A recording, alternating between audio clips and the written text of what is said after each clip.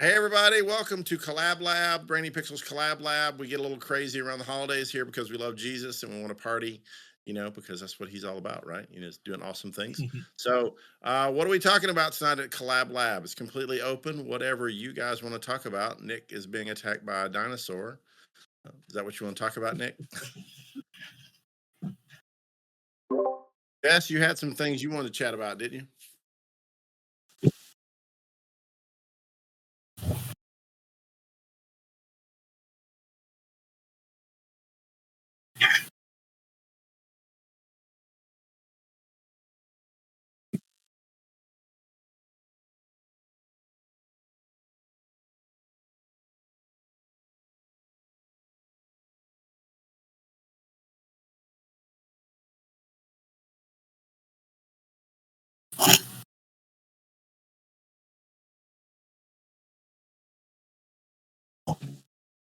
Why don't you share the video clip right quick? Can you do that with all that you're doing, or do I need to do that?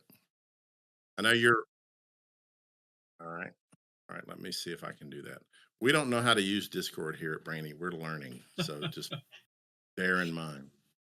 All right, hold on one second. I'm gonna We do that. finally entered the 21st century. I don't want to. I want to go back to the 18th. All right. So, did you put it in general? Is that where you put it, Jess? Yes, you did put it in general. Yes, you did. So this is the 45-second one. Is that what you want? Yes. Euler. Right. Oh,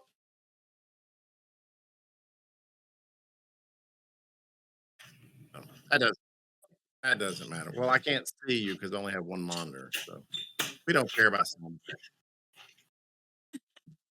Because I want to go back to the 18th century. We just talked about that. I All said we right, were part of the 21st. I meant 20th. 18th, Hey, 18th. Jess, and the one monitor he's got is encased in wood and it stands I like it's wish. gigantic. It's I like the wish size of a refrigerator on its side. that would be You know what I nice. mean? Like static comes off of it. It's got two pieces of Yeah, I metal. got a little Anyway. Jacob's ladder at the top. Goes bzzz. All right, so I think I have your 45-second video ready to share. If I can figure out how to share. Oh, I think this is it. I'm gonna also share a tab audio that's on. Yes. All right. So can everybody see this? Everybody. Yes. All right. Thank Yes. you. Thank you, Anna. Me. Yes, and Hannah. All right. And yeah. All right. Here we go. Here's the House of Ducci little thing we're going to comment on. Here we go. Welcome to Checkpoint, a series that explores Christianity in all of its many realms. And there's a lot. We only do kind of a survey of the basic principles, so be sure to come back for patches and updates. Today, we explore the God realm. I mean, does God exist? And, can we know him? Before we get started, I just want to say this video was hard to write. We take a step back on this one outside of Christianity and approach the entire subject of spirituality and belief from a broader perspective. It has a lot to explore and still try to be respectful to all those out there who come from different places and might be searching. But we tried. So, here we go. Hooray! All right. Did everybody see that? Yes. This means yes. Yes. This means no. Okay. You Good. finally did see it. I think the most hilarious thing about that I love the most is the fact that I saw it previously before Jess changed her voice. Yeah, you showed it to me, I don't know, months ago, and it was your regular voice. But you did something, you modulated your voice, and you sound kind of like a munchkin version of yourself.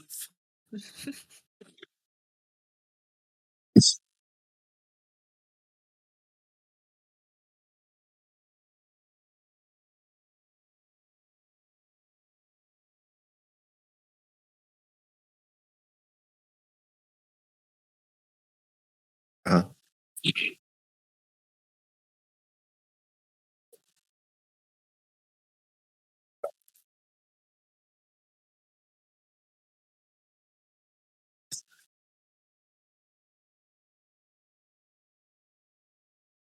I listened to it earlier today and I was laughing, sitting in my seat. I'm like, it's Wow. like an Alvin and the Chipmunks version of Jess. It's awesome.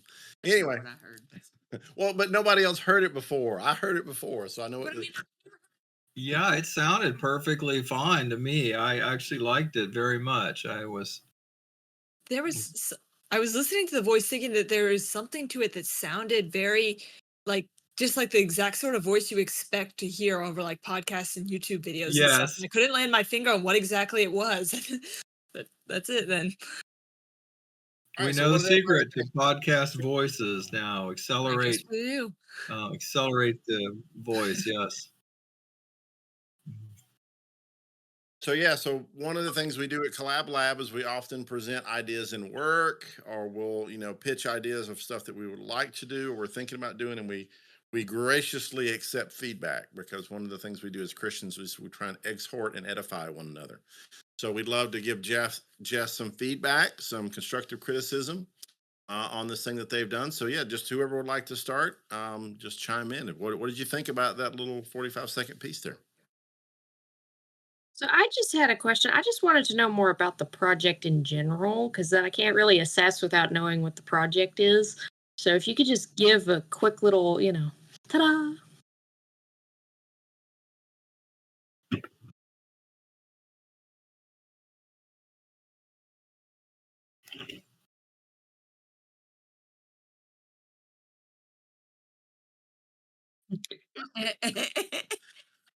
You can dub it all back in later. Don't worry. We'll But let at Nick. We'll 10% let Nick extra. fix it in post. You can type in if the kids will let me. Yeah, this one, Checkpoint it's trying to basically do what the extra credit guys did with these kind of breakdowns of different topics, but biblical ones. Trying to talk about theology in a fun, condensed way. That kind of is more appealing to like early teens, something like that. And the humor of it took a minute to zero in on that because we've had several previous versions that were a little more like cute that we moved away from to try and get more content. Because these are going to be about like 15 minutes long or even 10 minutes long, something like that. Need to try to make it something that's worth watching that long and also doable for that length. That's the idea. Breakdowns of theological topics like the attributes of God, the Trinity, salvation, different things like that. Okay, just a minute. And that's it. Major leave doctrines, it things there. like that. Yeah. Yeah, I mean, I'll go first. I loved it when you guys showed it to me months ago. I think it's such a great idea, and the way you do it is so fun. And I'm so jealous of the way y'all write comedy because I can't do it. And so I love when you guys write comedy because you do it so well and it feels so polished. It like feels so like this should be on TV right now. So I love the whole concept. I think it's great. Awesome. Others. Hey, I want to chime in and say too. I thought it looked very polished.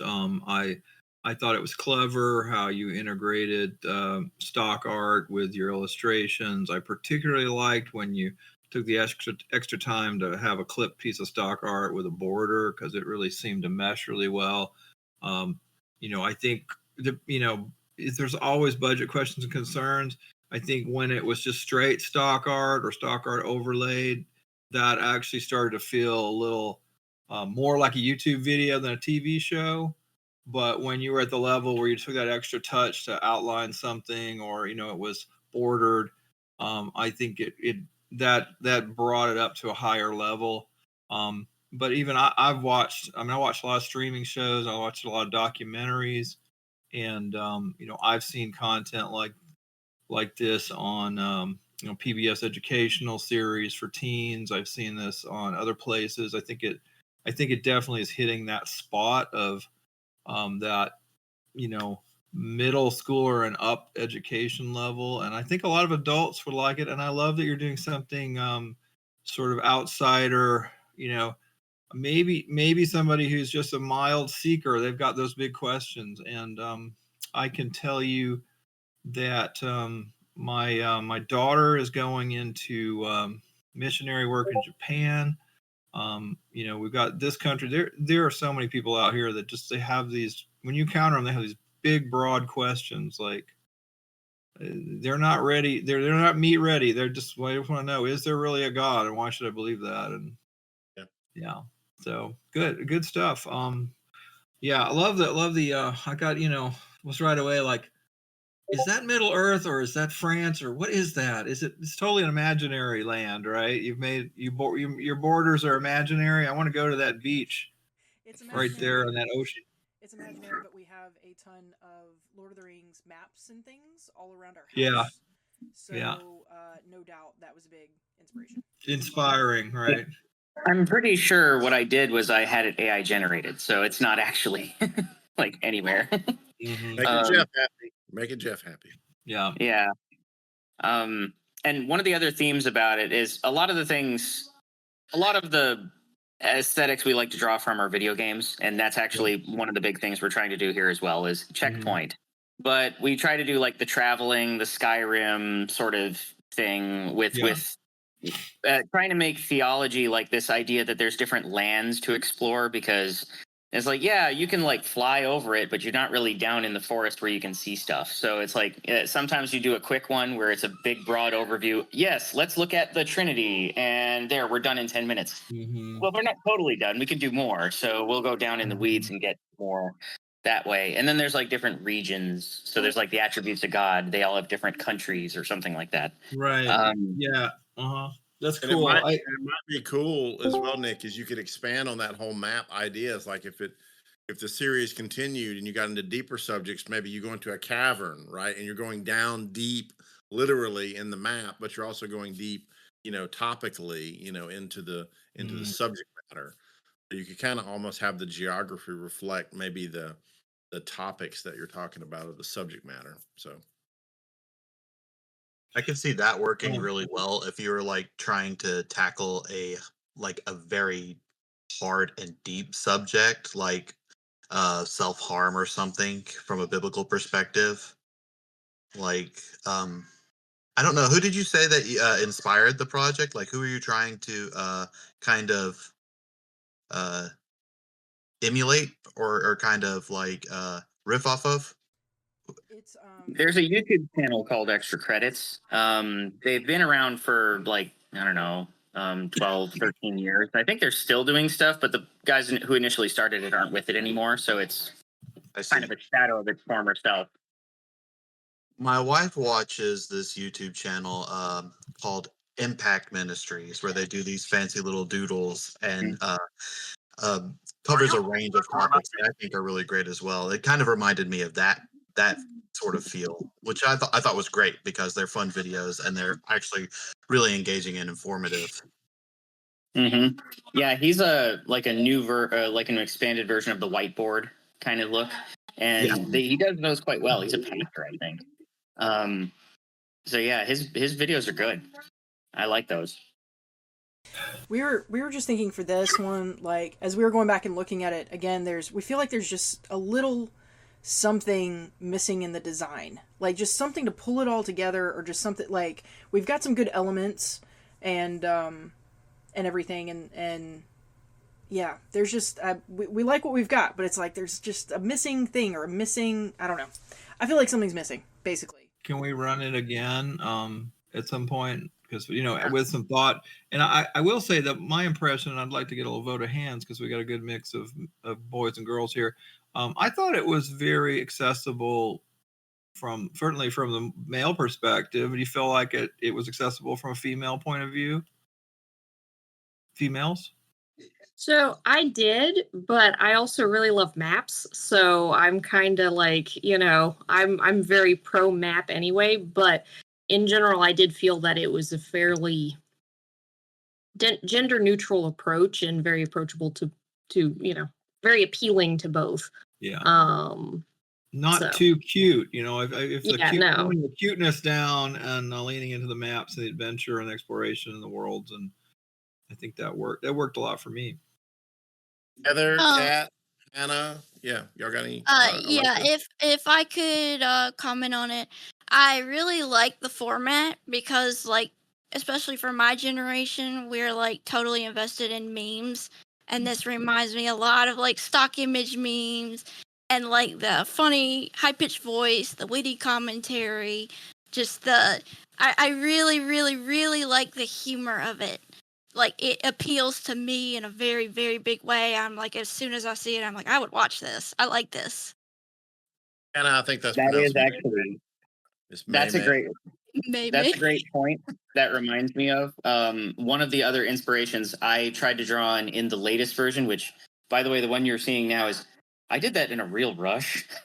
Because I was sort of like, I don't like the previous one. We're gonna trash it and we're gonna make it all different. And I got to go show it to somebody. Okay, how about this? So we came up with that one, and it's like, actually, this is pretty good. And I based some of it off of the Internet Historian. So if you know who that is, he's got a similar what you're talking about, Hannah, with the picture memes. He uses the um, Heartbreak Harry, or what's his name? I forget his name, but anyway, there's a lot of photos that he uses, and he animates them very goofily on purpose. That works pretty well. I figure something like that might actually work pretty well. Yeah, I mean, if I could be honest, like I really like the unrefined presentation. Like it's not perfect. And I really, really like that because like we live in a generation where it's like, you know, we strive for perfection, like everybody just wants everything to look so nice and polished. But like this nitty gritty texture, the funny images, how it doesn't seem correlated at all, but it all comes together in the end. I really, really like that. Yeah, I the feel Marine like Gamer also does that, and he's pretty Yes. popular too. Yeah. Go ahead, Anna. I was gonna say on the topic of polish, I feel like everything that is being fed to some of the younger generations is like insanely polished, almost over polished, where it's like flawless and completely, you know, it's completely inoffensive and it's completely, you know, perfect and all of that sort of stuff. And that's honestly exhausting. Like the human brain really doesn't like that as much as people think. Or, you know, when that's the only thing that you get. Like I love a story that's a tiny bit imperfect, that's a tiny bit rough because it's something more interesting. It adds a little layer of depth, a little layer of humanity kind of to it. So I agree on the too much polish is a bad thing, and having it rough around the edges is a good thing. Maybe that's your unifying theme, Jess, is that it, you know, even the graphics and stuff, the logo or whatever you come up with, maybe it's all just a little bit off kilter, you know.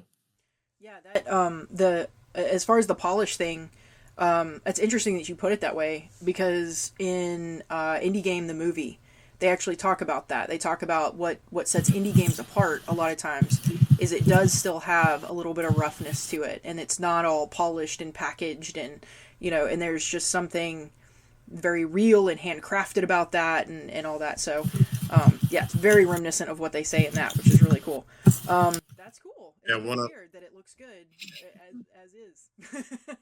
yeah, one of my friends is a big gamer, and he actually talks about those indie games and the way the gamers like finding the glitches and the little things that aren't perfect. That's almost more important than finishing the game. It's finding those little weird oddnesses and exploring them and how you can exploit them or make funny memes or whatever as a result of those things. Yeah, Uh, like that's reminiscent of my growing up because my brother and me, one of our most favorite games in the whole world is a game that was released way too soon and is a big glitchy mess, and our favorite thing to do is just go and explore the glitches, and we would like do that for hours.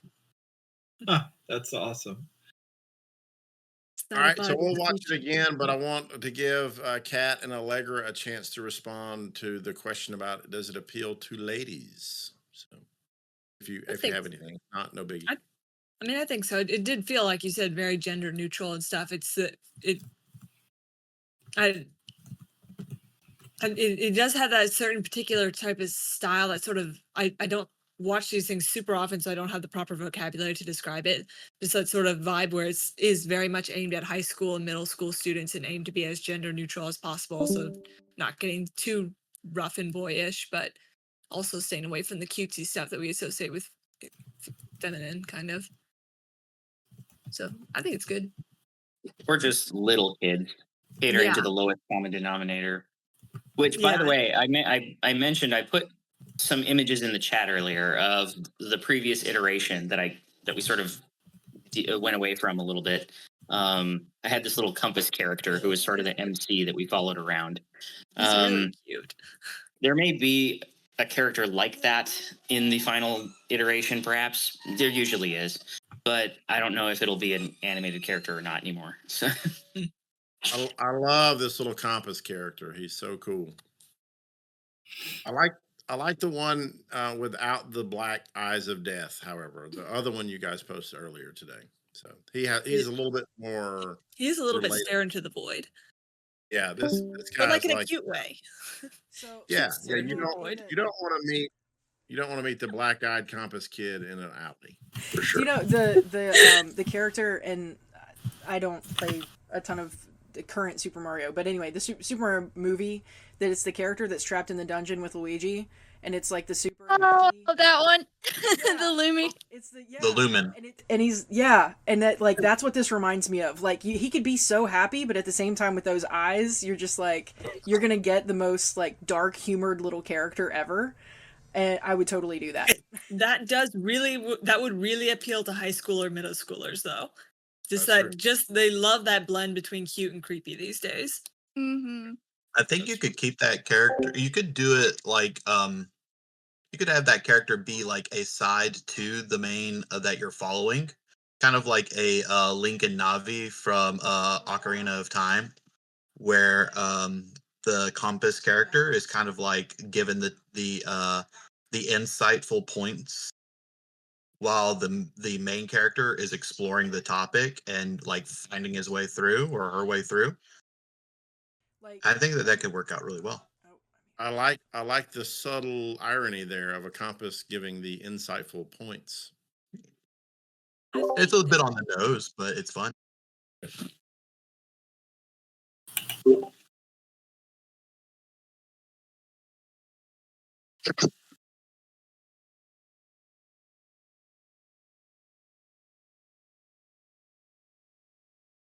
Yeah, absolutely. And maybe with like a small chirp or sound or something, maybe not with actual audio, like over the video or over what's going on, but maybe as an aside. One channel that I really enjoy I love their content on YouTube, even though they're very humanistic, is the Kurzgesagt videos.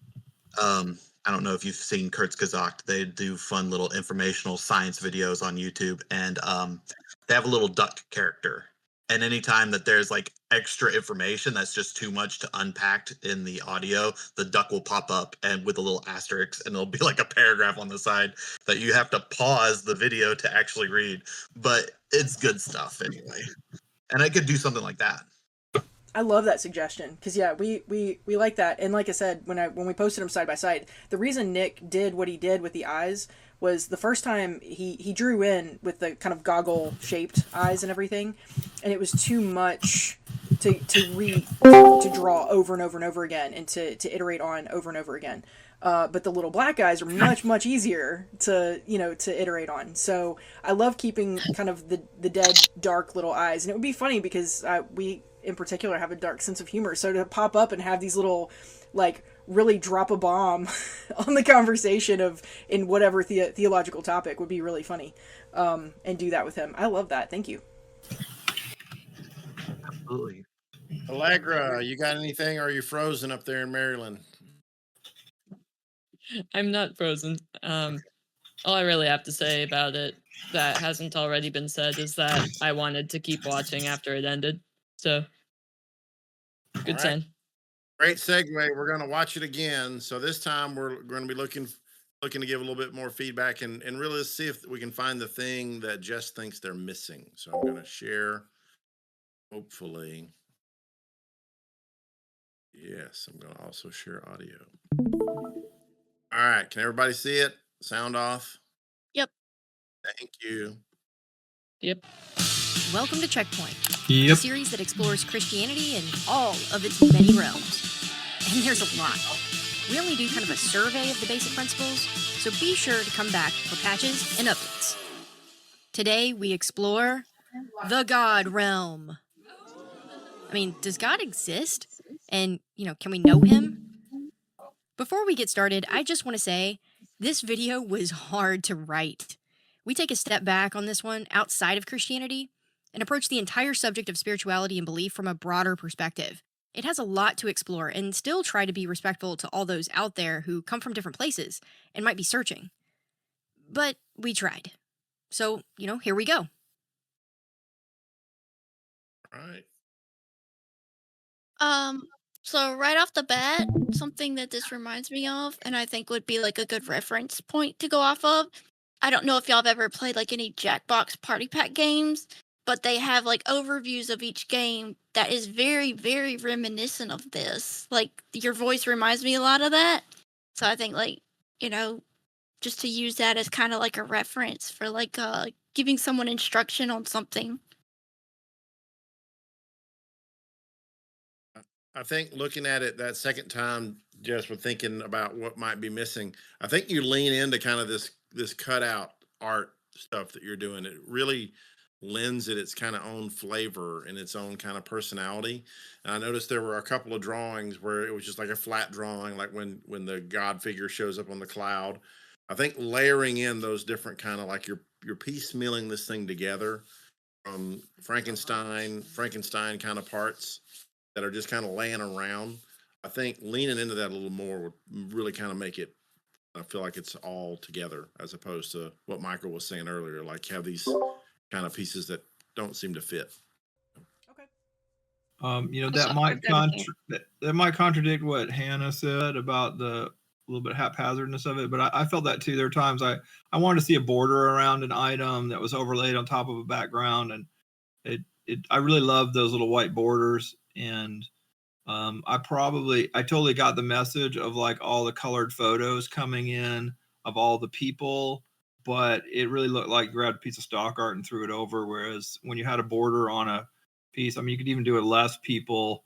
But I don't know, just style it a little bit. Now that just means more work. I get that. I mean, it's doable work though. Like what you guys are talking about with the leaning into the piecemeal aspect of it. It would, and like you said, with that particular shot you're talking about, with coming in with the different people, it would mean like putting that border around there and treating it like it was coming out of a photo booth or something like that, and just layering Yeah. or something, and just keeping that in mind, the collage aspect of the project. The collage, yes. If it really felt like I think you're right. Collage is the right word. I haven't done collage since art school 20 something years ago, 30 years ago. I don't know when it was, but yeah. And I think sometimes the pieces could be white border. I think sometimes they could look like cardboard borders, or they could look like paper borders. And I think you can experiment with the bordering, but I liked having the border just to, especially when you had a busy background like a map and you had some signage in front of the map that was also drawn. It's very easy to get stuff for my eyes anyway. Just there's a lot of information, and those borders bring my focus to certain things. Yeah, and I think if you're going to lean into the collage, then you can really start having fun with that as an aspect. Like you said, when you bring in all the people of the world, right? You maybe instead of going horizontal, you have like these photo booth strips that drop in of people in a photo booth, right? Or something like that. Or maybe there's a newspaper clipping, for a word bubble or something. You can kind of lean into that and kind of create your own vocabulary of a collage vocabulary, if it would. If it, Right. Okay. Yeah, that's all. This is really good. Maybe it is that I have little bit. Yes. I have one little thing that I noticed on the first run through. The white of the map is kind of boring. And it could be that it's coming through multiple screens and kind of streaming and everything, but it's kind of like this very flat white. It's not like it doesn't lean towards, it's not very bright. It doesn't really lean towards like a bluish undertone or like a warm undertone. And so I was noticing that. I was like, it's just it's just white, and since it's kind of the main focus, you might try to throw in a little bit of an undertone to it. See if that helps. I don't know. It also might help like the white borders stand out more on all those lovely white borders that Mr. Michael likes. Um, that was what I noticed, but it could also be through multiple streams and all that sort of stuff. So. Okay. But awesome work getting it done. Looks really cool. We will we'll keep after Agreed. it. That initial episode, I think, with my voice sped up, came in at 12 minutes. So it's a matter of putting that collage look and coming up with all the design and all that for 12 minutes of that. And we'll run that past you guys when we get that done, and see Sounds good. See if you stick around for that and want to keep watching that. Cool. Yeah, that's certainly, it's a bit of a different direction that I could be definitely down with if it requires less drawing of tons of things. That actually kind of works out for me a little bit. Not that I mind drawing those things. It's just like, oh, it's a lot if I were to have to draw all those images. So it was sort of, I thought I was going to rely more on the way Extra Credits did it, where they did little doodles, little smiley face kind of doodles. But I'm like, enough people have done that I'm like, I'd rather go the internet historian route and do it a little more that way. So. For sure. Is there, I mean, other than words like, cutting quickly or whatever, I know that there's been a trend on YouTube that may kind of be continuing or maybe tapering off. It's just with many of these videos, just doing a lot of fast cutting and a lot of popping, just sometimes just ridiculous little collections of images on the screen. Is there any particular name for that technique that you know of? I mean, it's just jump cutting. Jump cutting. Yeah, it sounds very formal. Yeah. Okay. Yeah, that's good. Because you are just slapping a bunch of stuff together, montage editing, perhaps stuff like that. In script language it's called a jump cut, or sometimes a quick cut. Or my favorite, a smash cut. Yeah, or technically a smash cut. There's actually a little bit of kind of a whiplash kind of thing that happens once you land, right? So a smash cut is kind of when you cut to something and you kind of rock the screen once you land at whatever your focus is. So rock the screen, shake the compass eyes out. Yeah, you shake the little compass guy till his black eyes fall off. So.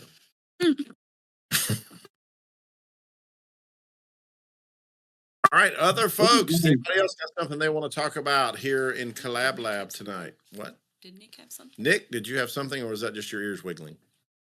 Oh, I was just going to mention, I don't mind doing more with the compass kind of as the one drawn element that might be interesting. But I did have something if no one else does. That's all. I'll let someone else go first, though, if anybody's got any ideas. I think seeing the compass in there, maybe even like Steven Tyler Clark was talking about, as kind of like a little mascot, that might also kind of help to gel things a little bit, make it feel like it's all the same thing. Like the compass guy, I think it'd be funny if he came in. First of all, and Ghost of Christmas Past. No kidding. It's epic. All right. So anyway, what's the compass doing? Well, he sort of looks like a bullet. Like a bullet point. And so that made me think, what if he's like the wrap-up guy? Like not necessarily like at the end, but where he's like, what did we learn today? But bullet point, blah, blah, blah, blah, bullet point, blah, blah, blah, blah, dead eyes staring at you, which I don't really see dead eye. I don't know. But, me, I like monsters. But Steven Tyler Clark, all the rest of you that play games and are more in the modern world, because, my reference points are very old. It's like, what did you learn today? It just looks like a pop vinyl to me. Yeah, but I was like Allegra. I wanted to see more. I want it to keep going. I like that I didn't notice so much the rough because it pointed out what you said, Jess, about it being real. It's very authentic and real and true, and the voice and the words and the even you saying like, okay, come back because we're gonna have you didn't use the word updates. What did you say? It's a game word. Check back for patches and updates. Patches and updates. So right there, you're like you like level set at the beginning. Yeah, Like we don't have all the I'm answers. shooting it to you. Well, no, we do. But I can't make my mouth go like the Micro Machines man and talk, 100 and y'all look that up later so you'll know what that is. But anyway, you anyway, but that kind of authenticity, I'm drawn in. I'm like, yeah, tell me more. I want to know more. And something about it comes off as trustworthy, and that is so flipping important. Like it might feel rough or whatever the words that you guys are using, and the little guy might have his little, Coraline eyeballs or whatever. But bottom line, the material is very clearly respected. There's a very clear communication that we're talking about authoritative things. Without ever saying, I'm going to talk to you about absolute truth. It's clear that that's what you're doing. I don't know. I loved it. I want some more of it, like on repeat. Make it now, make it yesterday. And I think being honest with your audience and saying, "Hey, this episode was hard to write." Yes. That also brings a lot of that Yes. authenticity as well. Yes. It was really a smart choice. Yes. And then I'm encouraged to persevere, through the hard material because you persevered through the hard material. Do you see what I'm saying? It's like you're leading the viewer with your action, encouraging them to perform the same action. Yeah, I get that. Thank you. And yeah, I'll be sure. I'm glad to hear all this as a reminder as I continue to write episodes because I know as I go along, it can get more formal and it can get, it's hard to kind of stay loose, just like, an actor. Yeah. I am not an actor. And so I don't always have the, that toolbox for that. So I have to remember all that stuff very, very frequently. But yeah, being able to stay loose and write in things and go, yeah, it's not perfect, and all that stuff. I think I'm glad to have that. So very conversational. It's very. So that brings up a really great topic, and I think we can talk about it at all different levels, whether we're talking about an artist or a writer or whatever. When we're trying to do these things, and we're trying to do a lot of them, you're trying to do a bunch of them, whether it's creating a video game, or whether it's creating art, or whether it's doing animation or writing scripts. How do you keep yourself loose, right? How do you break yourself out of just becoming a robot and doing the same thing and just making the donuts, right? I'm going to make the donuts. I'm going to make the donuts. That's an old reference to an old commercial, by the way. So does anybody have any tips or tricks on kind of breaking yourself out of this kind of routine of just churning out the next widget? Anybody got any tips or tricks? They might not feel like they're churning out widgets. Well, I guess that's a great question. Do you feel like you're churning out widgets from time to time when you're doing whatever you're doing? I know I do. So I can speak like from a graphic design standpoint because I'm a graphic designer by day. That's like 90% of my job at ACE. And one of the things that I find really helps is having a style standard or a style sheet, a framework within to work, which sounds counterintuitive because it's like, well, if we're mass producing an idea or mass producing product and we're just doing the same, like following the same rules over and over again, wouldn't that just make it making the same thing over and over? But what I find is that when I have a strict set of rules to follow and like a box to work within, it forces me to be creative within that box, and it forces me to say, okay, I can't break these rules, but how can I work within them to deliver something in a new and interesting way? So parameters is like a big thing. I push the idea of parameters all the time, because when I find that when I don't have parameters is when like my stuff tends to go off the rails. I wander off the reservation, so to speak. Right, you almost have too much creative freedom. I wanted to say something real fast though about the video because I had one more thing. Sure. And it's a critique. That's what I didn't do a good job of delivering a critique positive sandwich because I'm delivering the critique part right at the end. But I think that if you're going to go with changing your voice, which I think that the voice change was fine, but maybe and I don't know AV stuff that well, but maybe pitch shift instead of like speed up your voice because I found that your cadence was really fast. The second time watching it through, I was trying to pay attention and I was like, "Oh, I can see now that they sped up her voice because it's going so fast." And I'm like, that makes it kind of hard to follow. So if instead of speeding up your voice, maybe you were to pitch shift it up a little bit in the audio. And I, again, not being an AV guy, not knowing how that works, I know it can be done because my brother-in-law, he works with AV stuff on the side. And he can do pitch shifting. I think that doing it that way, you would have the ability to give your audience time to digest your thoughts better other than just like speeding up your normal speak because otherwise your solution to that would be to talk slower and then speed it up and that could become like very difficult to find the Goldilocks zone of how fast or slow do I speak. So It's interesting because uh, I would almost say like maybe split the difference on that. Like it still needs to be faster than my normal speaking voice, as I've learned from doing voiceover on other things, and people like, okay, come on.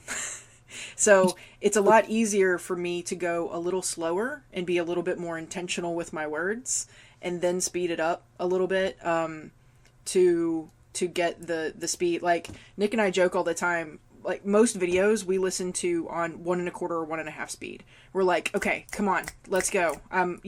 Speed it up a little bit. But yeah, I think that depends upon. Sorry. I think the idea of finding that happy place where I can slow down my actual presentation just a little bit, so because I know what it's going to sound like sped up. So I can play with that a little bit, but it's just easier for me because if I start trying to talk too fast and find it and then pitch shift it, it's harder for me to find my words. Like I'll trip over my words and all that kind of stuff. It's a little bit.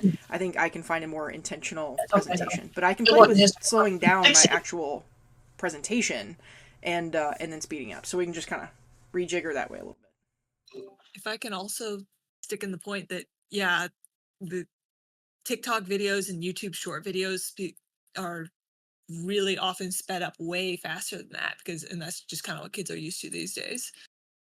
Like I will exit out of a video if the person's talking too slowly. I'm sorry, I don't have attention span. The only people that we can't speed up, I shouldn't even say people, the only person I don't think either of us can speed up is Ben Shapiro. I can't listen to him on anything faster than his normal voice because he just does it naturally. Exactly.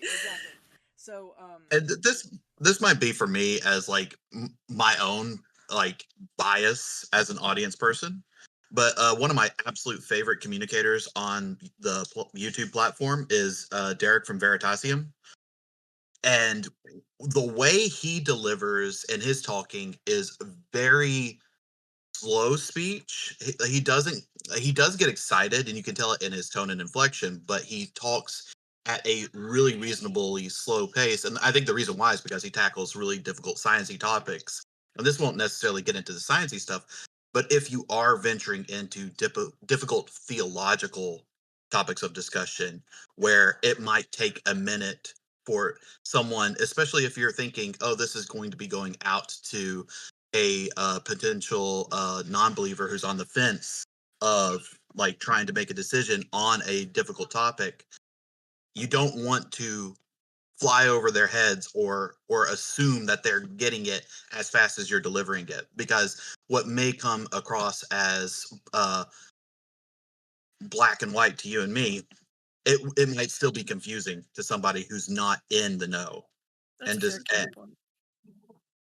Yeah. So that's just a counterpoint to that. But I do understand both sides. Like if you're wanting to make it punchy and fun and fast and exciting, of course, like the delivery speed like helps if you're not talking at the pace of a snail. You could play with Yeah. it. You could talk at your fast speed and go, did you get that? Let's slow way down and cover it again. And then speed back up again and do some kind of like slow moment, the recap. I don't know. I think that duration, for a short video, I love the speed because I was like, you've already sped up my video. I play everything at least 125% also. I However, actually, sorry. oh, go ahead. But however, I think on a longer video, I find myself getting tired and I sometimes actually throttle it down for a few minutes and then throttle it back up. Yeah, I really agree with Michael on that point because I have a really short attention span, so short form videos are great for me. But like the sped up words, I don't really have a problem comprehending, but I do know that theology is a very deep, heavy topic. So I think, hopping off of what Michael said, having a moment where you have like a really deep topic and you're like, you've just presented something that's really hard to comprehend. And you're like, all right, let's take a second and say, bring in our compass guy and he's going to explain this. You just like give a essay, but you keep going. So the person's like, wait, I need to pause to read that. Just something really funny and ironic. Like, here's the presentation, but you're going to have to stop and read it because we got to keep going. Right. And have like that. Had a little. Yeah, the TLDR is the voice. That's actually a point well taken. I do want to take the time to be clear, especially because some of these are difficult to like wrap your head around. Partially, the illustrations or images should help with that too. But there is one other aspect that you bring up that's actually interesting. This particular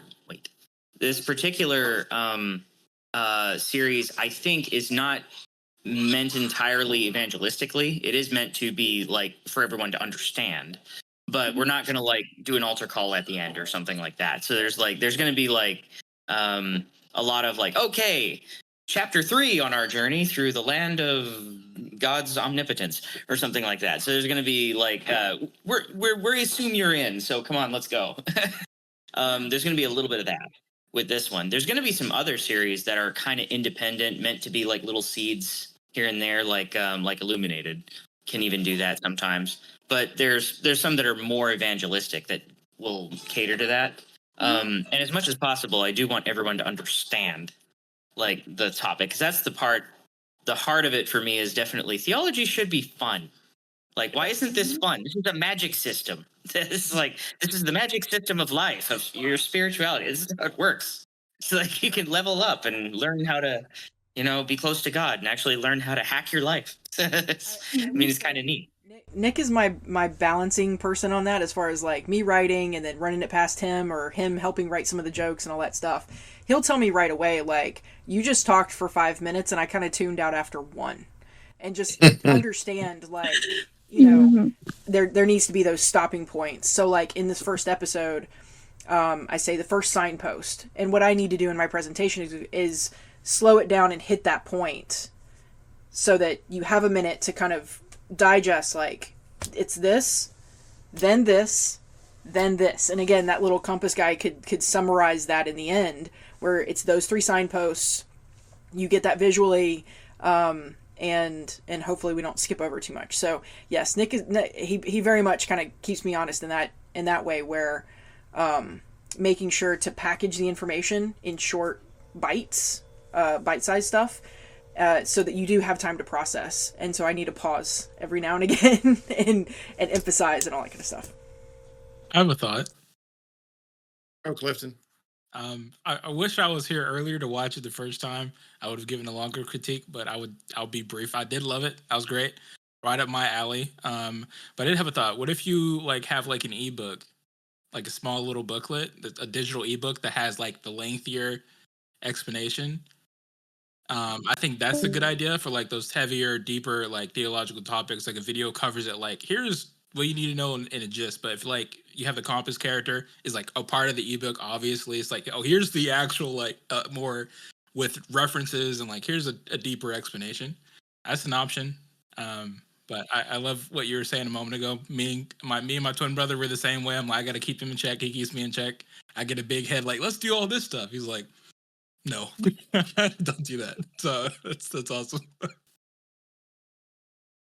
Hey, for those of you that don't know, real quick, I want to give Clifton a shout out. He was part of the original Collab Lab group way back in the day when we actually did Collab Lab in the physical realm. IRL is what the young folks say in real life. Although we fed them then, so Yeah, that's food. sadly you guys don't get the benefit of stew or something like that Pizza. right now. Ooh. Pizza. Lots of good food. Oh.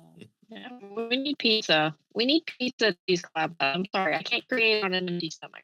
We'll have to figure out how we can do that. Maybe Mhm. maybe everybody gets a pizza delivered at 5:45 on I the first did. Thursday of the I month. mean, my food's being delivered right now, so I'll be like popping out in this.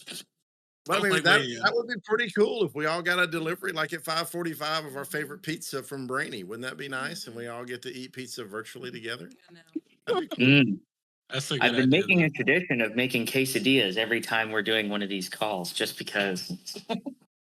I like that. Well, we'll think about maybe doing that for the next one. So everybody who's on, send me a DM with your favorite pizza, and we'll see if maybe we can swing something like that. Mhm. So Mhm.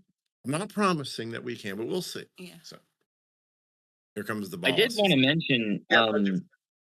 I don't know if I was I was pulled away for a minute, but I don't know if there was another topic brought up at one point, but uh I did want to mention that I'm with a couple other groups that are in the gaming industry, and Oh, can you wait? Can they're you wait until Clifton gets back? oh Can, sure, can you wait and ask your question when Clifton gets back? Because I was actually talking sure. to him earlier about you guys, Jess and Nick, and like you need to connect with Jess and Nick because they're all in this gaming world. Because he and his Mm, brother Clayton they've set a goal to develop their own mini game this year. So, so if you'll wait that until he gets okay. back, This is exactly along the lines of what I'm going to talk about. But I will say one thing. One of the groups, the Imlogis group, we're in, they've been bringing up a lot that there's been a lot of layoffs, even just like this week. So in the gaming industry is suffering. I like to say they're about 12 to 18 months behind what Hollywood was suffering, this past year or two, and they're basically crashing right now, and it's going to be bad. Like for the next year or so, they're releasing a whole lot of bad investments into the market. AAA gaming is probably going to completely collapse for a while. Um, so there's going to be a lot of lost money that they're all going to let a lot of people go because of. So it's going to be hard for people in that industry for a little while. It's going to be lean. 2025 and probably 2026 is going to be kind of lean. And that's something to pray for anyone you may know. That's been brought up. Yeah, well, we need to pray for But the folks we don't know. We don't know as well, and maybe the Lord yeah. will steer them our way, and maybe we'll find a client who wants to make an awesome Christian video game. We'll see. This might be the time because now they're finally released. Yeah. So, So speaking of the video game industry, Clifton is back. So go ahead, Nick, and ask your oh, question. cool. So yes, we're like I was saying, we're part of a bunch of different discords that have a lot of gaming people in them, and we've been talking a lot off and on about doing game jams. So game jams are where you get a couple people together under some. Hold on, my phone decided to go to sleep. Game jams are where you get a couple people together and under a specifically limited amount of time, it's like a short film festival kind of thing. You make a game in like 3 days or something like that, or maybe a week. It depends. There's different game jams around the country, around the world even, and it's a great opportunity to just learn how to make one and also make friends while you're making them. And they're really great. I just can't find anybody to do them with, was always kind of the problem. And now I've finally got some people who want to do them, and they're now trying to make one together. So I've offered my services as like an animator for some of their stuff and possibly artists. So I don't know if you would want to be in on that if we were to say get a group together. if anyone wants to try that, because that also would answer, I believe one of the questions earlier was, if you are in a bit of a rut, how do you change that up? Well, I love how Titmouse does it. Guys, over there, please. Thank you. They have little competitions inside their company, like every month or two or something like that. They have little, just here's 4 hours in the day, do whatever you want. We're going to show it in front of people, whatever you did, and it's going to be, make us laugh, make it funny, make it awesome. And so they do these little animated shorts or these little art pieces or something like that, and they make something fun. And some of the ideas that come from these turn into TV shows and turn into other things later. So it's just a great way to break up the monotony, do something fun, remind yourself why you do it, and really just try something you've been itching to try. Yeah, I think that's so game jam. Yeah. What, Nick? What was the last thing you said? So game jams. Anybody interested? Absolutely. I'm I mean- familiar with game jams, and I'm saying that sounds absolutely awesome. Yes, Brainy Yeah. Pixel Brain Jam team. I think that I said sounds Brain awesome. Jam at It first. sounds awesome because for Collab Lab, I'd rather jam on something different than what I do all day. So it's be really cool to do some game stuff. I have very little experience, some knowledge, but very little experience. There you go. That's the CEO talking. Sounds like we got some sort of green light there. So yeah. That might even warrant pizza. I wonder if I call Domino's and say I want 15 pizzas. I just want them delivered to 15 states. Can I get a discount? Wow. All right. Yeah, So, I mean that sounds Clifton, fun. Aren't you glad you came, Clifton? Yeah, I just walked in. I don't know what I missed. I was trying to get my Chinese food, but yeah, me and my brother are starting our game development journey. So we're trying to work on our first game right now. So I'm definitely down to doing some game jam stuff, primarily as an artist right now. But me and Claire are looking for like programmers right now. But we're gonna start anyway. So even if we gotta learn C# because we're using Unity, so. Well, Nick, Yeah, did Jeff you just took a course in Unity. What course did you take? They have I don't know if they're badges. They're badges. Unity itself has like badges and courses and stuff. So I did just the super first basic one, Unity Essentials. Oh yeah. So I did everything but literally the last step, where you have to like do a bunch of combining of stuff. And then I had planned on doing the programmer. Not programmer. Is it programmer? Yeah, the junior programmer, and the art related one, because again, Nick's an artist, so understanding how his stuff is a component and how it fits into Unity and what that workflow is like, but also starting to learn some of the programming side. I'm kind of a nerd. Like, I'm a writer and I'm a producer, but at one point I got very interested in like websites and all the tech side of things, whatever. So it kind of, once I started getting into Unity a little bit, I was like, okay, this really kind of scratches that itch. I just don't have a lot of time. So, Yeah. I just started you that think Unity of- course. Was it good? Say it again. Sorry, I just started that Unity Essentials course. Was it any good, do you think? Yeah, how is it? Yeah. If you're starting it now, great. I started it.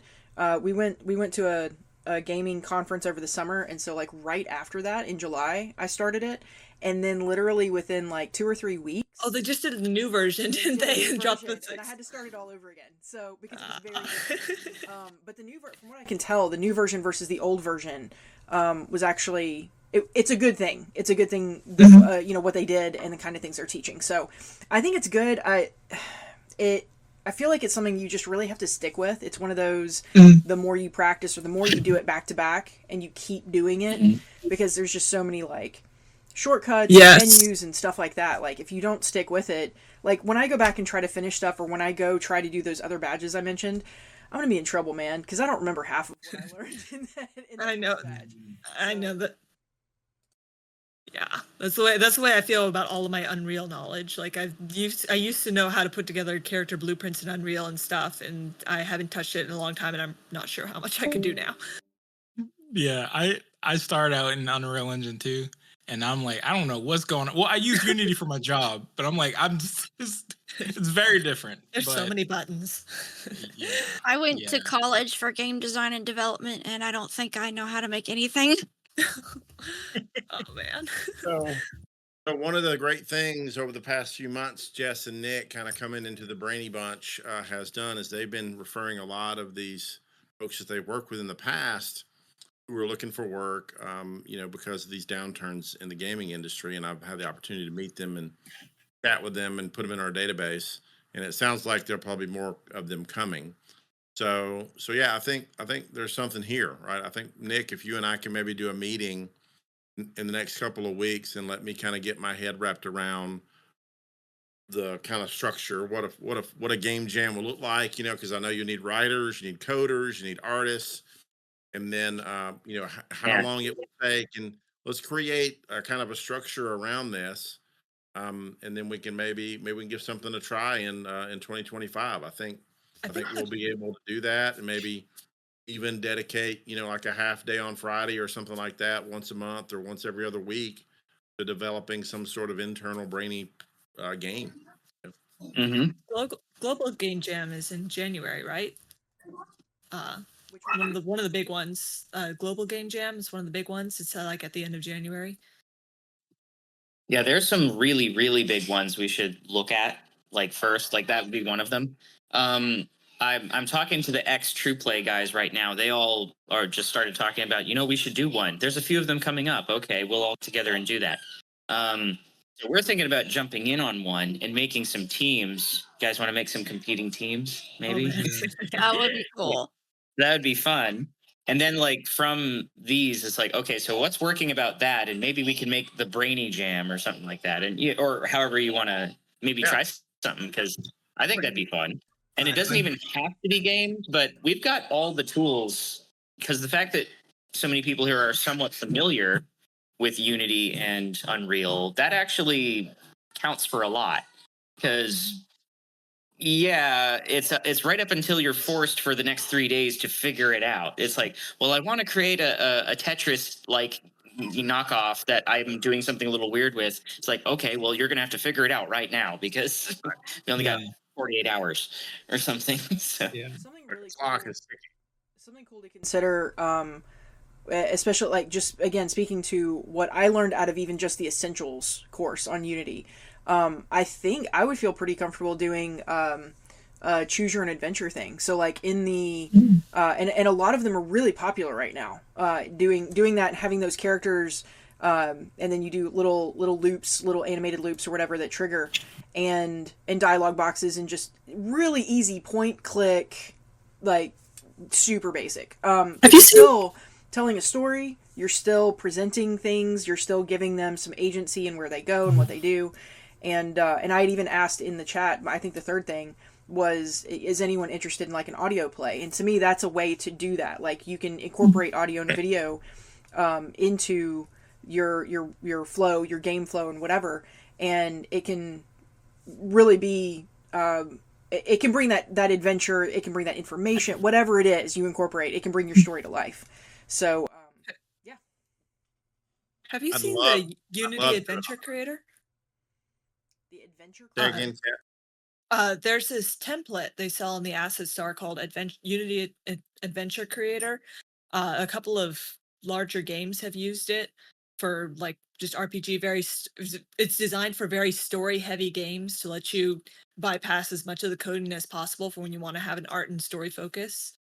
But I got it when it was on sale, and I was meaning to try it out. Good stuff. Fabulous. Okay. Can you drop a link to that in the chat, Kat? Yes, there it is. You just did. Yeah, You knew I was going to ask.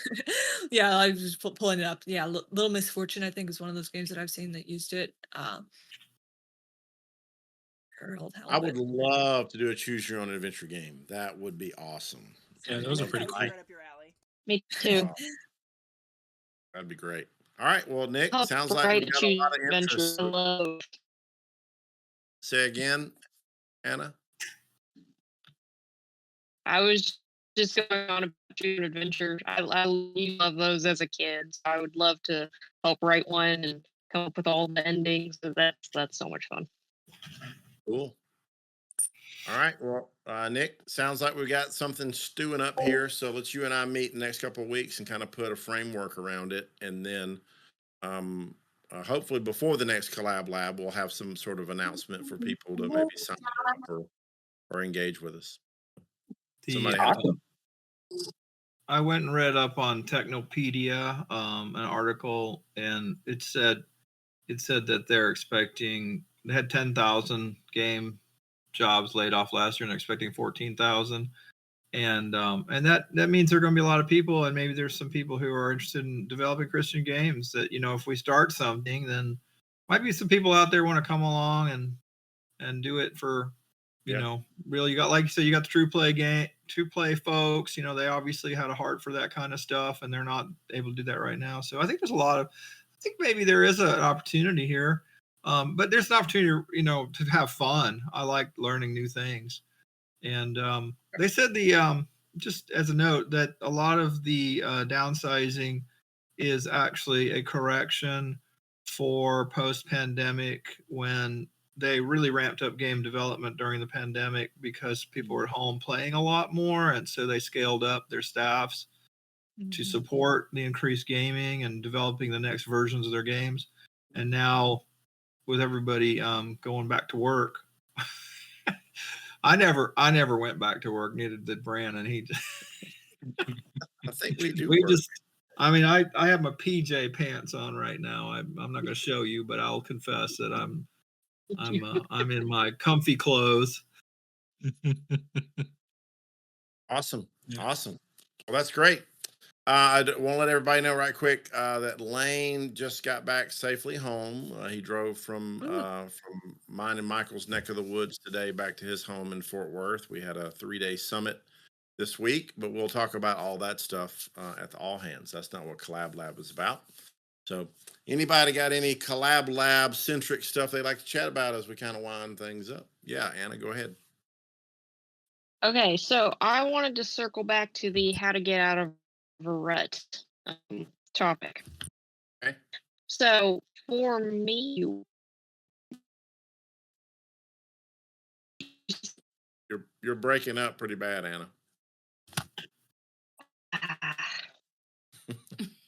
Something. If you maybe turn your camera off in this case, you may get your bandwidth.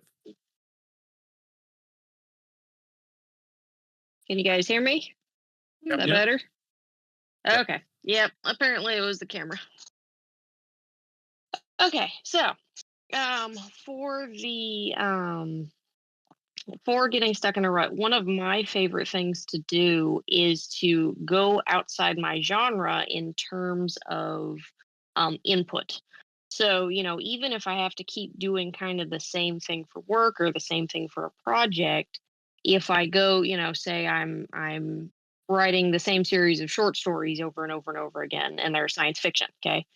If I start feeling like I'm really falling into a rut, I go read sort of just a regular fiction, or like a spy thriller, or something that's outside my genre, something that's outside what I normally look at, read. And you can apply this to other stuff too, like art. You look at different kinds of art, or you experiment with a different style or something like that. So that's what I've found, that if you don't have a lot of freedom actually in your work or in your project, adjust what your input is, adjust what what you're kind of taking in.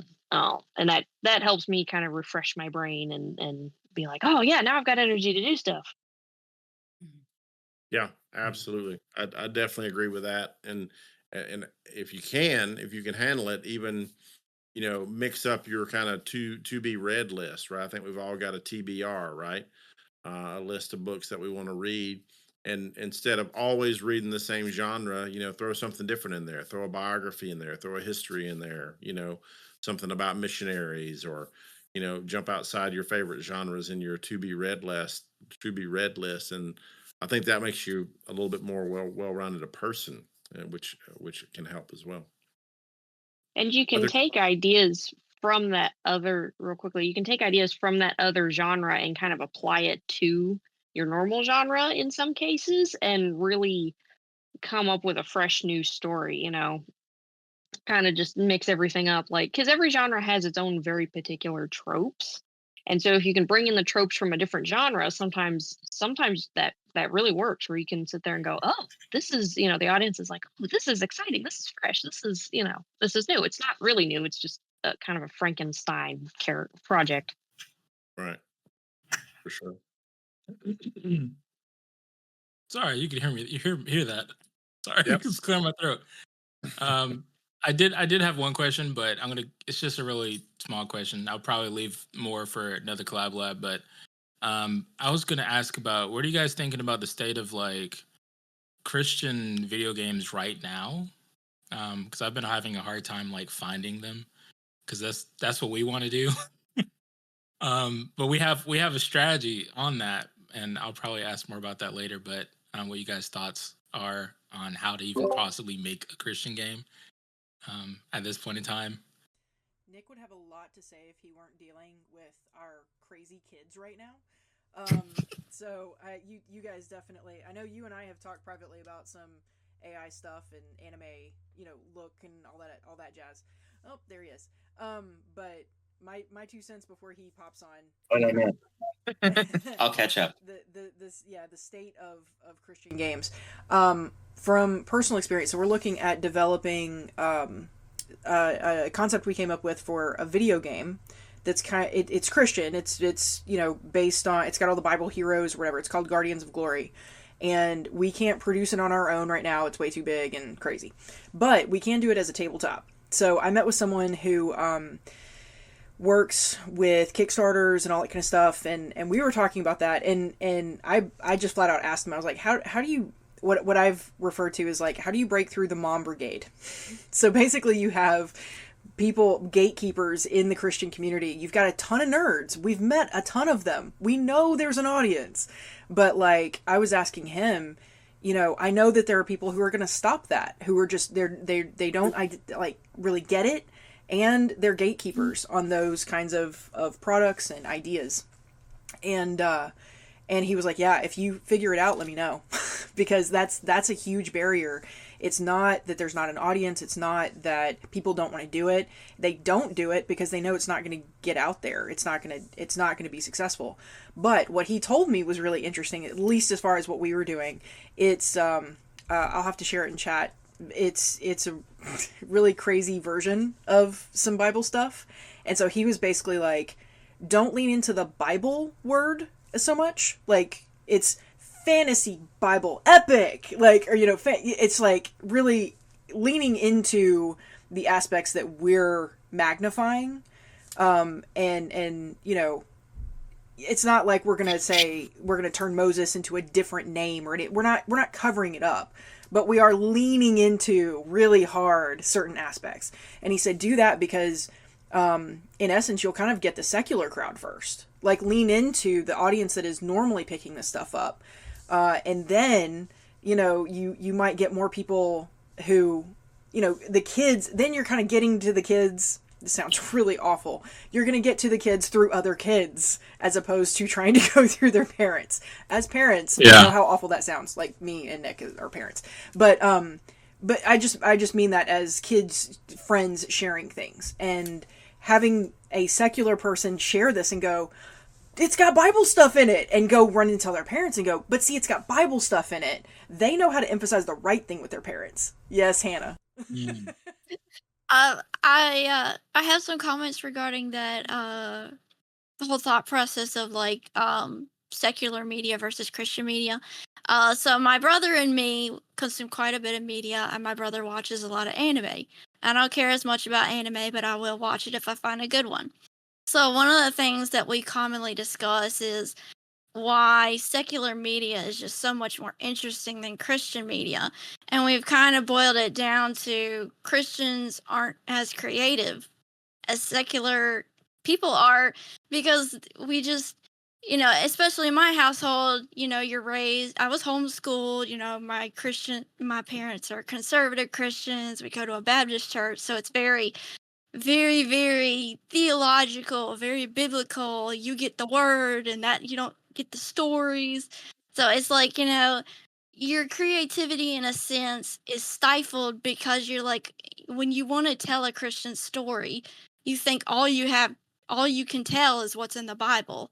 That all you've got to go off of is like David, for example. I love the story of David, but I just see so much David renditions and I'm like, man, can we not get like a galactic battle of David versus Goliath, but it's like Star Wars and something totally crazy that relates back to the Bible but isn't exactly like the Bible. Yeah. So like We're completely on the same page. We want to turn the generational Daniel, Ezra, Nehemiah, and Esther. Those kind of chapters of that period of history. It's basically Dune to us. It's an empire galactic, going to different worlds, experiencing different cultures and how they mix and don't mix and everything else. The magic in between that, like I love the priestesses in Dune and what they did in the movies with the multi voice and all this other stuff. Like, yes, yeah, we're down. We understand, but and that's the problem though. Is like I think the guy saying lean into that because then you're gonna get an audience, like I said, that really consumes that on the norm. You're gonna get people like us who consumes that on the norm, and then also can go, oh, I see it. I see the Bible. I see what's going on here. yes, And then you're also going to get people who, via their friends, they're exposed to that. And again, if they're encountering any kind of barriers, they can go to their parents and say, "But see Bible, I see the Bible in that." And Nick can attest to this, that when you have a very very very Christian mom, if she hears Bible, she'll buy it, and it's amazing. And if it doesn't have Bible, And she will not read it, and she does not care about the quality of it. So I think Hannah has stumbled onto the topic for the next collab lab. This one question could be a whole collab lab, but I want to yes. go back and answer because I know Nick is chomping at the bit to jump into this video game thing. There are a few, Clifton. There are a few really well done Christian video games that are out there. I can tell you about them. Bible X, their Gate Zero is one. The Anointed from some guys down in Birmingham is another. The Revelation Games guys, they've just released a really cool video game. So there are a few. I know True Play Games has released several, which Nick can talk about. I think the primary problem is kind of similar to what's been mentioned so far, in that about 70 to 80% of the purchasers in the Christian space are the 30-year-old soccer mom, right? They are I the think she's probably older than 30. Ooh. The soccer mom. Anyway, roughly 30. The metrics will show you that she's roughly 30 to 35 years old, 2.5 kids. She goes to church, right? Very, very safe. On the opposite side of that, the majority of investors in Christian media and the guys at Lore can give you lots of data on this because they've been pitching these guys for the last 3 years. The vast majority, probably 80 to 90% of the people who are investing in creating Christian media don't know what video games are, literally, even though it's the largest industry on the planet, right? These guys are older guys, primarily white guys. And the guys from Lore have told us when they say, hey, it's like video game currency. And they'll say, what are video games?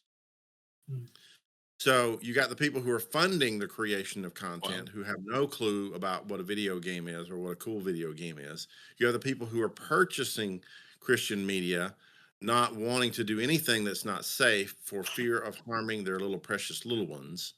Right. And so what we have to do is we have to create, I think, a breakout video game that is so amazing and also so biblical, right, that it creates its own momentum. And that's really hard and expensive to do. But that's just my 2 cents. So, Well, over to for Nick. one, oh, sorry, go ahead. I was just gonna say we can build up to it. Yeah. That's what our plan is. To just build small, and then eventually we'll get there. I think if you hit the right idea, you can certainly start. That's the right idea. And building That is- small has the advantage of, I mean, everybody's getting older. So the Christian kids, like all of y'all, like Jess was saying, the Christian nerd community exists, and getting older usually means that you have more money and you have more children, and so there's like you get bigger, your audience gets bigger. I don't know if I'm making sense. Well, I mean, some of that is attrition, right? Because people are also passing away about the same rate. So, That's true, but more new people, like you're not birthing the people being born right now are more than likely not going to turn into the 90-year-old that doesn't know what video game currency is. It's more of the performance and the everyday. And yeah. Anyway. Nick, any thoughts on where are the cool Christian video games? Currently, they still largely don't exist. The one place you can find them are independent creators, I think, or very, very small creators like TruePlay. TruePlay is about the biggest. That and Bible X, I think, are like the two biggest, most well-funded attempts I've ever seen to make any kind of a game in that actually is trying to be biblically like wholesome, but at the same time also trying to make a good game. Most of the time, they're examples of just cringe. They're just really, really, really bad. And often independent creators who simply don't have the expertise for it trying to make it. But there's enough people who have been, like the guy who created Five Nights at Freddy's. What's his name? Scott something. Cawthorn. Yeah, he's a believer. Yeah, he was making Christian games for like youth groups or whatever and stuff for like 10 years or something, and they were all kind of bad to one degree or another, but he kept going at it, and then he actually made one. He actually made just another game that looked really creepy, and then he made a horror game, and then it was really successful, and he kept making it with his kids, like QA testing it the whole time, like, and it just kept getting better, and it had this huge fan base that just, I don't know if you'd call that God blessing it or not, but it's like it exploded like that. There's perhaps other examples of this kind of thing that are less public, but there's examples of successful creators who are Christian, and then there's like Christian games. And I mean, you're always dealing with that problem of if you make it with a message first in mind, it's not going to be entertaining. It just will not. All you're doing is dressing up a dictionary or something like that. You're not actually making something that's entertaining. Like 99 times out of 100, it just won't be entertaining. Name some of the Christian creators and the games they've created, because that always blew me away. Yeah, please let me know who are Christians making games, and yeah, I would love to know that. That would be awesome. There's a few. The guy, Scott Cawthorn is like one of the biggest ones. There's you remember his name, Alex or something from Riot Games, who currently heads the I'm not even talking, I think it's Runeterra. I'm not even talking current. I'm just saying like Myst was a game that I absolutely loved and grew up on, made by a Christian. Things, people like that. Yeah. Like, there's a whole list. You know it better. I do not actually know that one all that well. In the past, I don't know those all that well. Did you say Myst? Yeah, the game Myst. I did not know that was made by a Christian. I love those games. So, are you saying that we should go fun first, message second? Like we just probably. So here, financial success, generally speaking, yes, usually, but here's the problem, right? Here's the problem, and again, this is a topic for a whole different collab lab, and I think maybe next time we should tackle this. But the issue with Christian media is that they continually sacrifice story for the message, right? They think that if you do not have a very clear gospel presentation or someone getting transformed, their life transformed by meeting someone that tells them about Jesus, then it's not worth making. And the or even problem worse, with the millstone around your neck, you're a bad teacher. You deserve to be thrown in the ocean with a millstone around your neck. That kind of thing. It's very serious. Yeah. But the problem is that lots of audience today are looking for more nuanced stories, right? And they don't want, and we've seen this, right, with the recent backlash with Disney, who decided to begin, basically preaching a certain message, right? It's counter to the message that we're preaching, but they were preaching a certain message, and you see audiences don't want that very clearly, like Disney's losing lots of money, right? Well, by the same token, Christian media for the last 30 years has been doing the same thing. They've been preaching a certain message, and that's all they'll do. And so they've not really seen a lot of, financial success.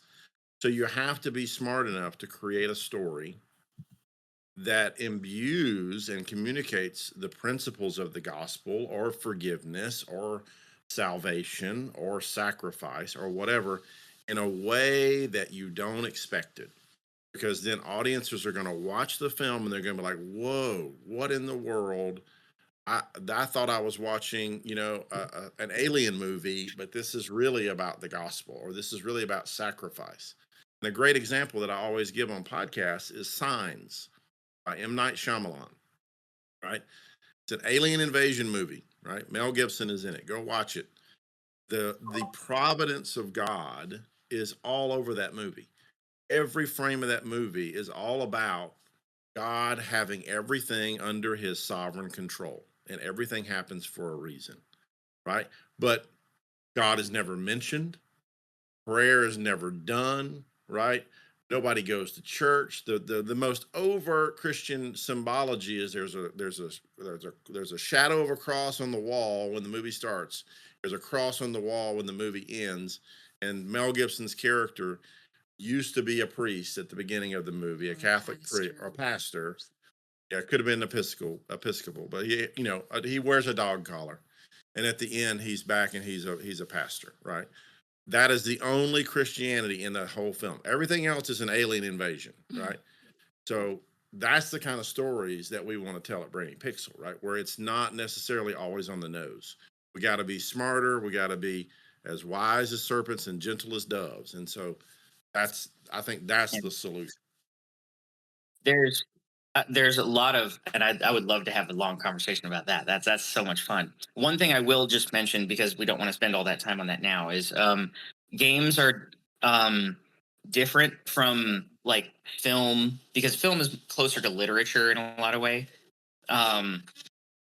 Out.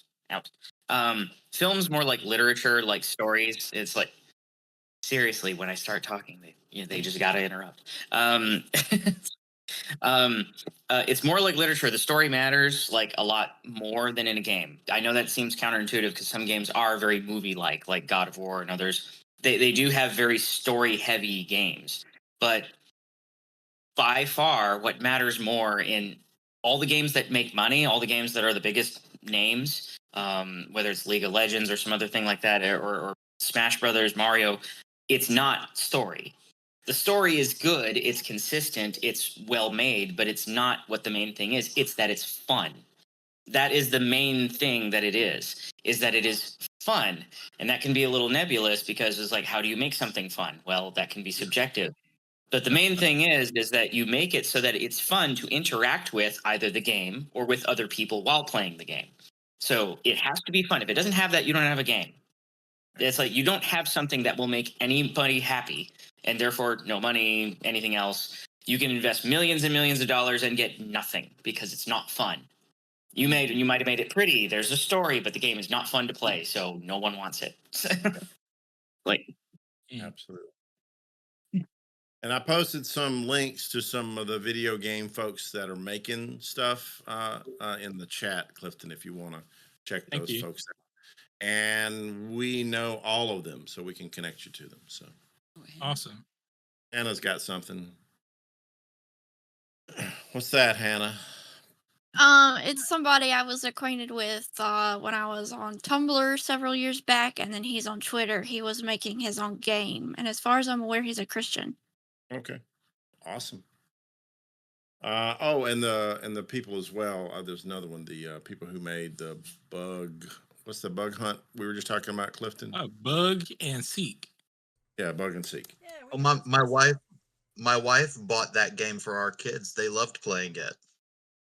It's very cute. I'm gonna try the demo for sure. They loved it. My 7-year-old, he still jumps on it on occasion whenever he's because he bounces and he's spoiled for game choice, but he still jumps on it and plays it. Yeah, I and we want to. know them. Jess and Nick know them, and they may be some people we want to pull in if we do a game jam. That may be a great collab with them Yeah. because I know they're looking to do something a little different this year.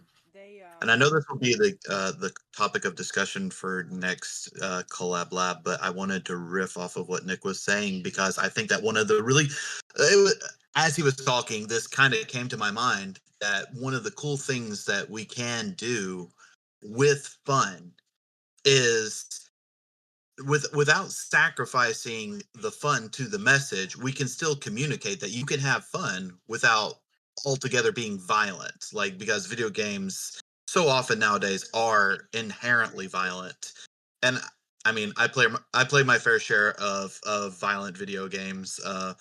I'm as guilty as anybody in that regard, but that doesn't necessarily mean that the game has to be violent in order to be really exciting and really fun and even challenging. Like things can be legitimately challenging without having to be like, and then you kill the bad guy at the end. And I I think have that kind of just shifting of focus in the mechanics of the gameplay, it is in and of itself a way of communicating a different message and a way of being countercultural to the world.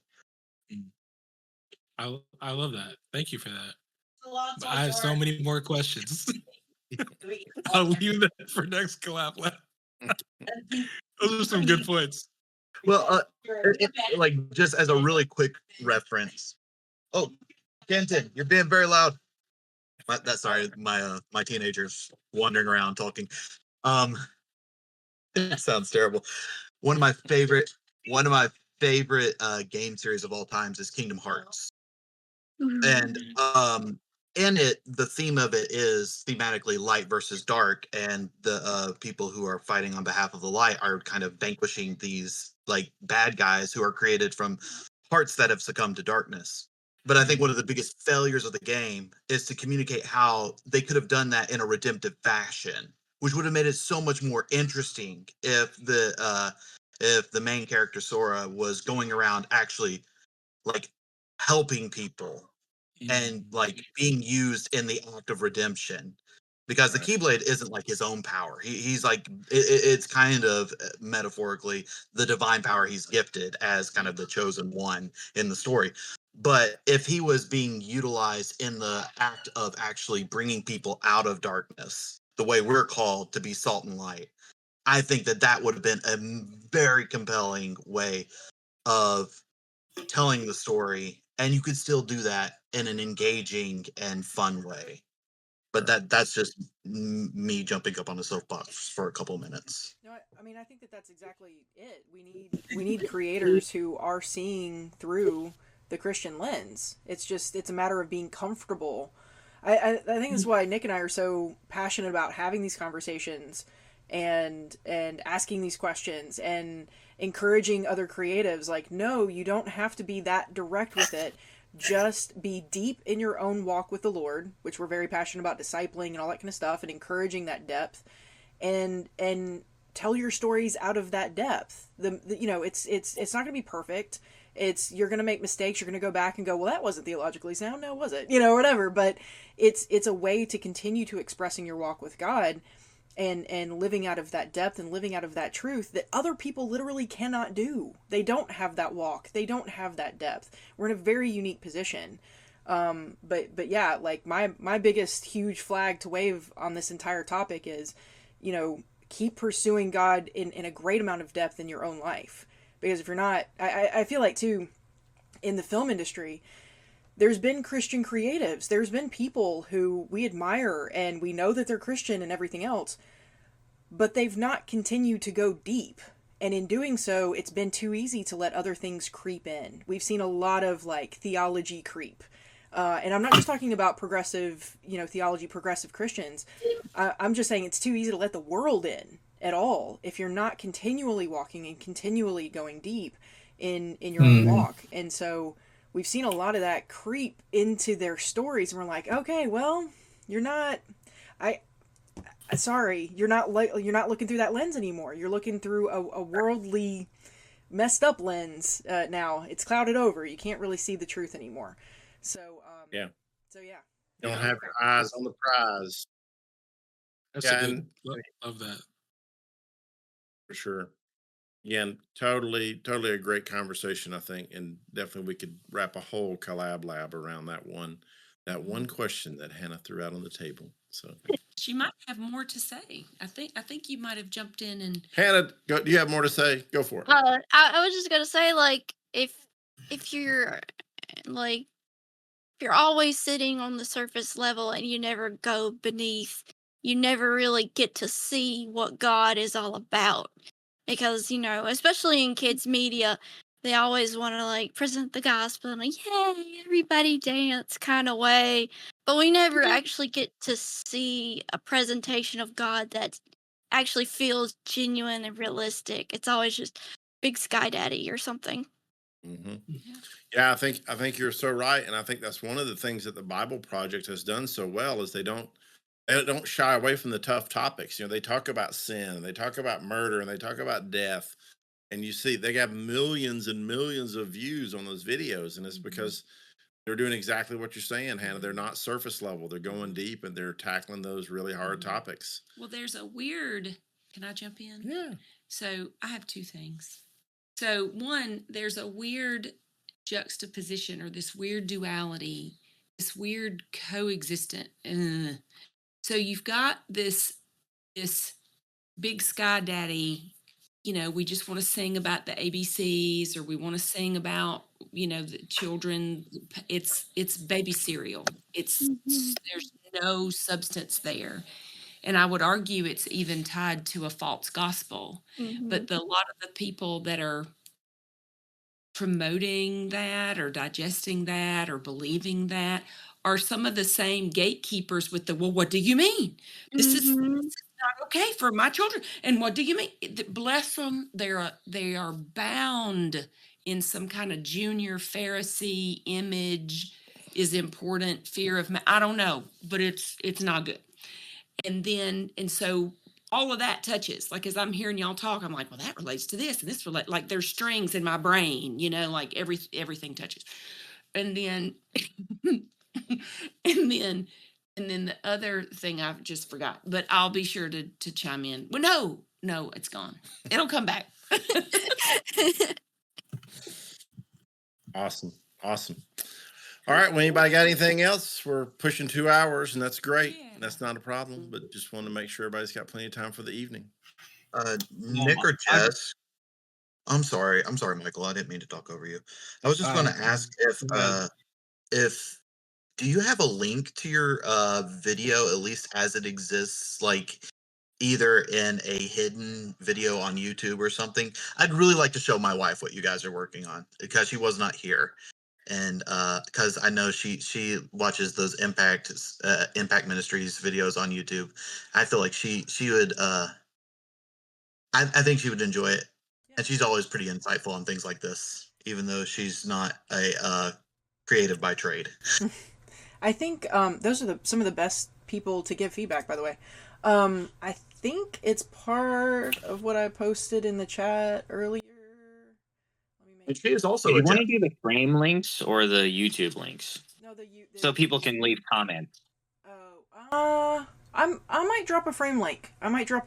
So that you guys, if you want to pop in and everything, or just share it afterwards with a few people or whatever. I wouldn't mind doing that. So yeah, it's if you just want to show her right after we hop off here.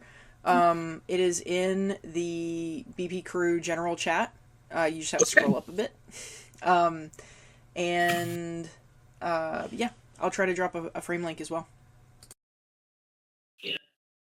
Awesome. Thank you. Awesome. I remember my other thing. Go. Can I share my other thing? Yes. I'll be fast. Okay.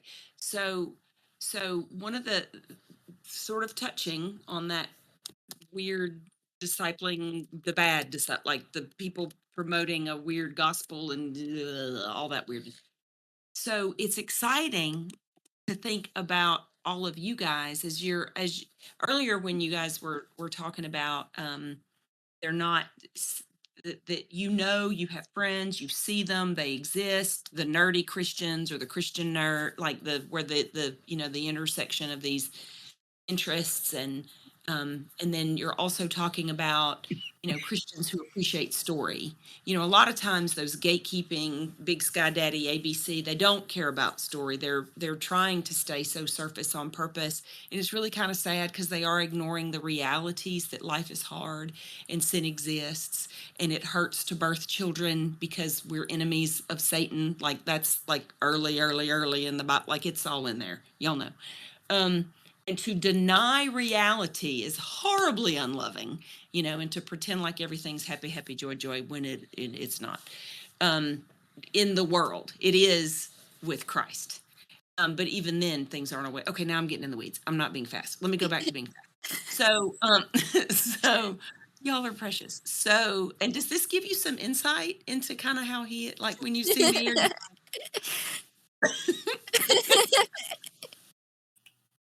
I know. I just love Are you him. going to finish? Yes, I'm going to finish. So, okay.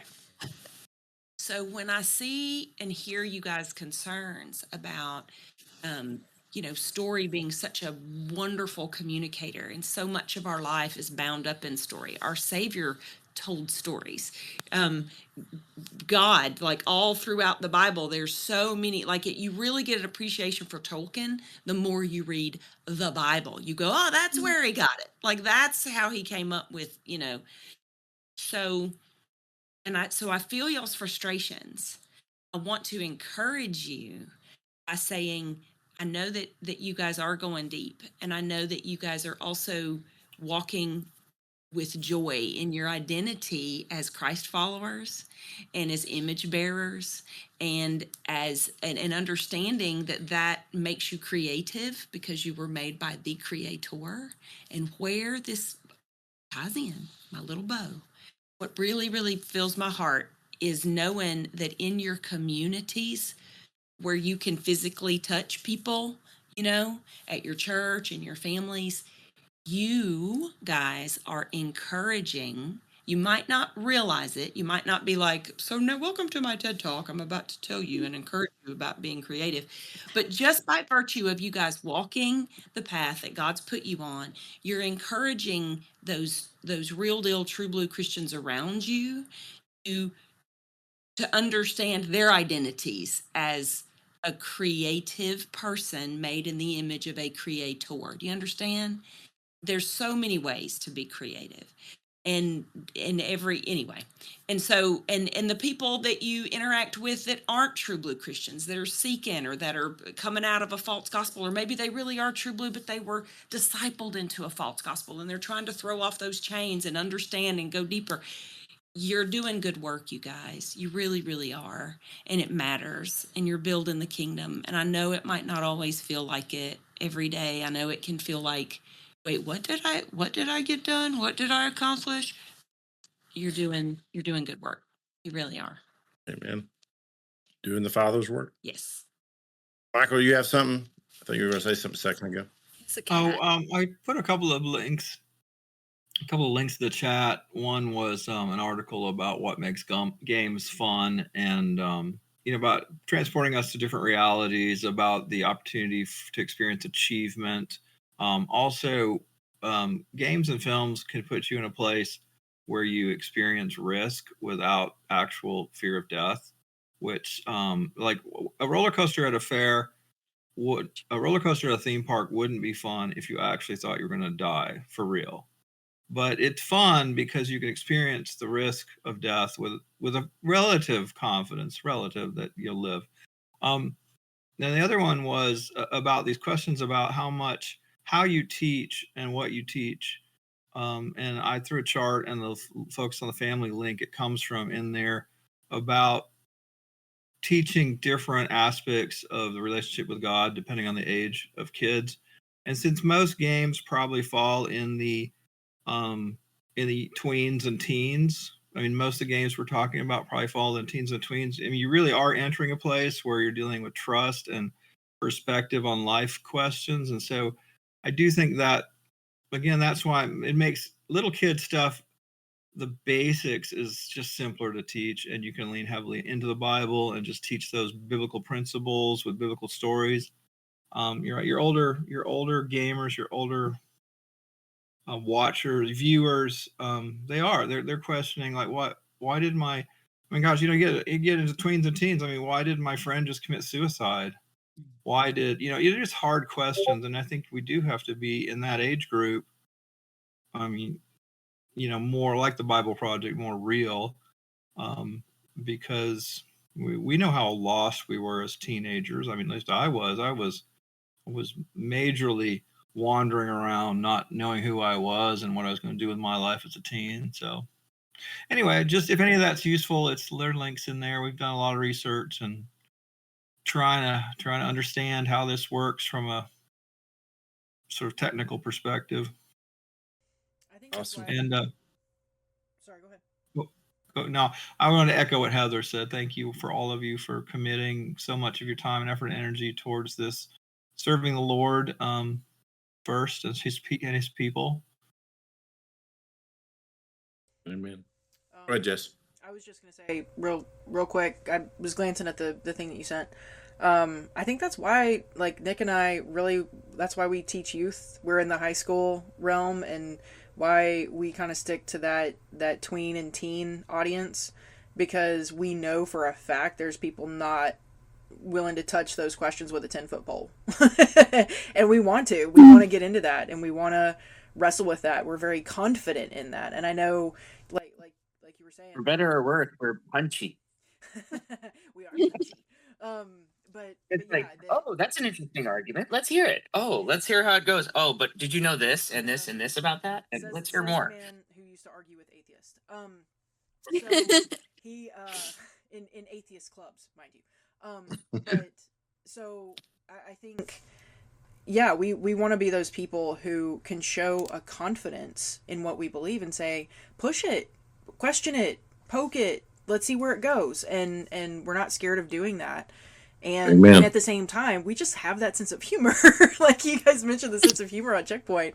Like, we just have, especially Nick, we just have that kind of, adolescent humor, and also kind of a dark humor. And again, I think teens get into that. They're questioning dark things. They're starting to really think deeply about really hard life things, and to bring kind of a dark humor to it, and to say, it's safe, you can laugh a little, right? Like, you don't, it's not the end of the world. Right now it feels like the end of the world. It's not the end of the world. What a beautiful habit to teach them, though. Yeah. Because laughter rattles the gates of hell. Like, laughter is a bubbling up of your confidence in the Lord. The right kind of I mean, anyway. Yeah, not It's beautiful. Not an irreverent ha ha ha. Right. Right. Not a yeah. Well, yeah. I think it wouldn't be loving to laugh at somebody else's, that whole, like, don't, like, yeah. I think God has uniquely gifted you two, Jess and Nick, to do that, because you have those unique skills. I don't think it just happens to be because you're teaching high schoolers. I think He's put you in that place and given you those skills to do that, because you do it very, very well. Mm-hmm. So all I know is I want to have a production studio that's called Big Sky Daddy. I just